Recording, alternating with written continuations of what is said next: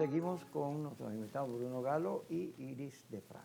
La pareja más bonita que tú has tenido en los últimos tiempos. Seguramente. Sí, Debo decirlo. No los dudo, son bellos los dos. Fíjate, Pucci escribe, hay que seguir a Pucci porque Pucci hace una cosa bien simpática, ¿no? Bien, puras noticias y declaraciones, ¿no?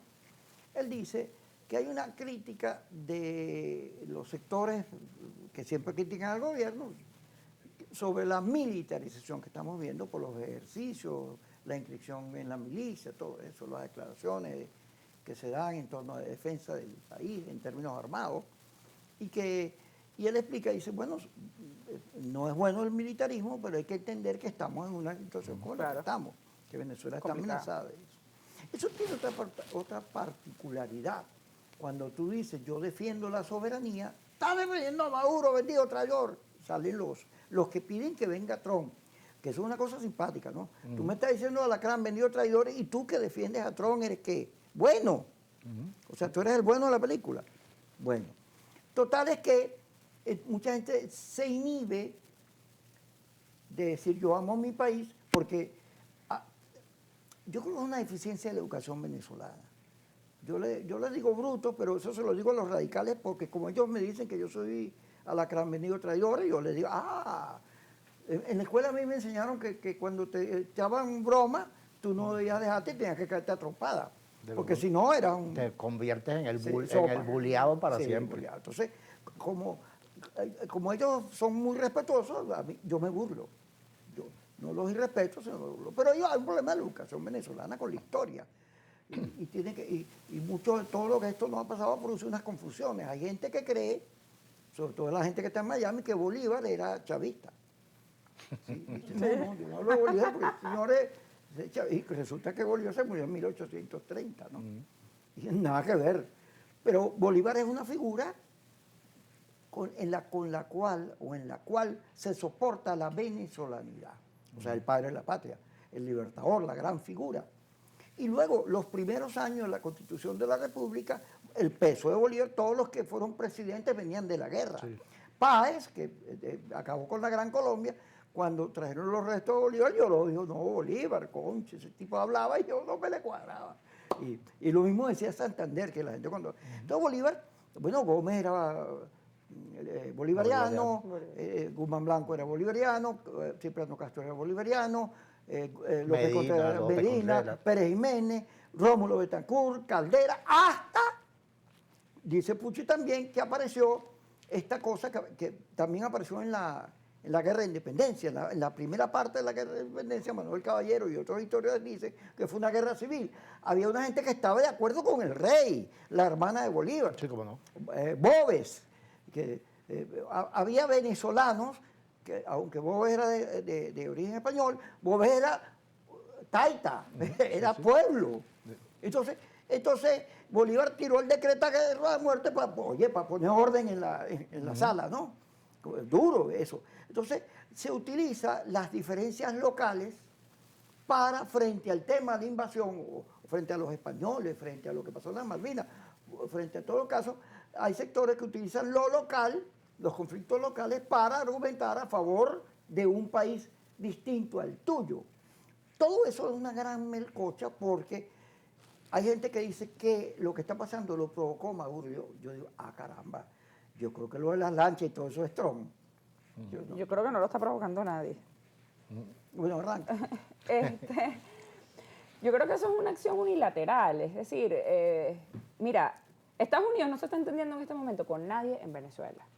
Aunque María Corina Machado quiera hacer ver que ella es la interlocutora oficial con los Estados Unidos, pues ella sabe que no es la interlocutora oficial con los Estados Unidos.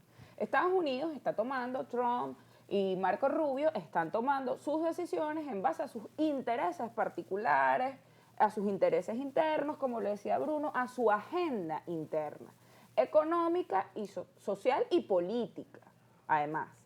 No les interesa ni la democracia de Venezuela, ni los factores democráticos de Venezuela, porque si les interesara la democracia no estuviesen, digamos, azuzando a Maduro a que esto se convierta en un conflicto armado o en un conflicto bélico o que escale a otras formas de conflicto, como un conflicto interno, una guerra civil, un enfrentamiento interno. O sea, si eso fuese un compromiso con la democracia, eso no estuviese pasando.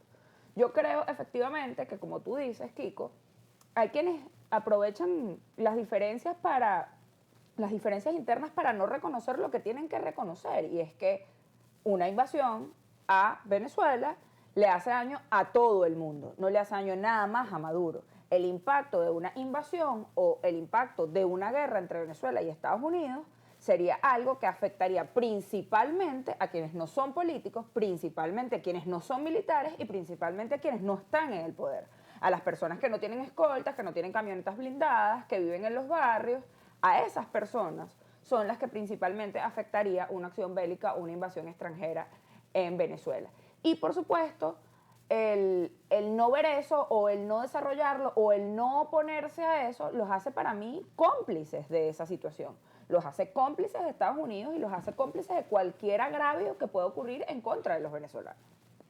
Sí, fíjate, yo lo primero que diría es, frente a tu exposición, Kiko, hay que ser muy tonto para pensar que defender la soberanía es defender a Maduro. Defender la soberanía es defender el derecho de los venezolanos a vivir en paz y a darnos nuestro propio gobierno. Defender la soberanía significa defender una manera de entender la política, incluso que en algunos casos entra en contradicción con el propio gobierno.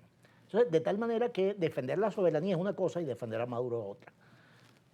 La segunda cosa que me parece muy importante es que tú no puedes renunciar a los principios en una circunstancia y exigirlos en otra. Si tú crees que al gobierno de Maduro hay que pedirle debido proceso, hay que pedirle respeto a las estructuras legales, hay que pedirle respeto a la institucionalidad, entonces tú no te puedes cuadrar con Trump y decir, está bien bueno que vuelen una lancha que va recorriendo el Caribe. No vale, eso no está bien. Eso es un asesinato, eso es una ejecución extrajudicial, eso es aplicar la pena de muerte contra un delito que no tiene pena de muerte. Y sin el debido proceso, con la posibilidad absoluta por la superioridad militar de interceptar, como hizo Bukele en estos días, interceptar esa lancha y encontrar si tiene o no tiene narcóticos, si son o no son culpables, juzgarlos debidamente. De tal manera que uno tiene que volver a ciertos principios. Si tú crees en el respeto a la ley y si tú crees en el debido proceso, tienes que exigírselo a Maduro, pero también tienes que exigírselo a Trump. Eso es lo que hace un verdadero demócrata, exigir debido respeto a la institucionalidad a quien sea que tenga poder para subvertir la institucionalidad. Entonces, aquí es absolutamente indispensable restablecer el imperio de la ley. El imperio de la ley en Venezuela, pero también el imperio de la ley en el Caribe. No puede ser que un pirata del Caribe decida, un nuevo pirata del Caribe decide sobre la vida o la muerte de unos muchachos que pueden ser culpables, pero es mejor agarrarlos y demostrar que son culpables. Vamos al corte y ya regresamos con nuestros invitados.